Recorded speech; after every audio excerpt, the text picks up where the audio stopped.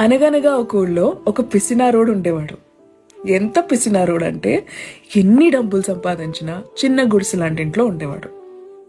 Bedsheets కూడా మార్చేవాడు కాదు, అరిగిపోయే వరకు వాడేవాడు.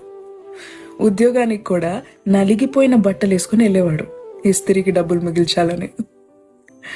వయసుకు వచ్చినా పెళ్లి చేసుకోలేదు, ఎందుకంటే పెళ్ళం వస్తే మళ్ళీ ఖర్చులు అయిపోతాయి, పిల్లలు పుడితే ఇంకా ఖర్చులు అయిపోతాయని.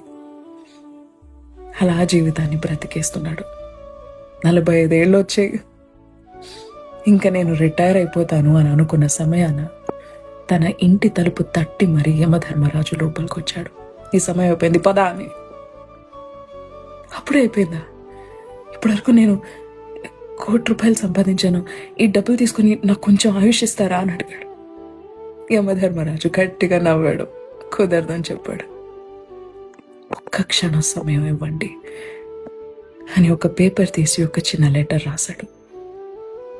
ఈ డబ్బులు ఎవరికి దొరికితే వాళ్ళు, దయచేసి జీవితాన్ని బ్రతకడానికి వాడండి, చావులో ఇది దేనికి పనికిరాదు అని డబ్బుల మూటలో రాసి పడేసి బయటికి సిరేశాడు.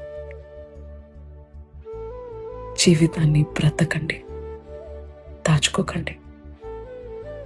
Nothing is forever. చిన్న కథ నచ్చిందా?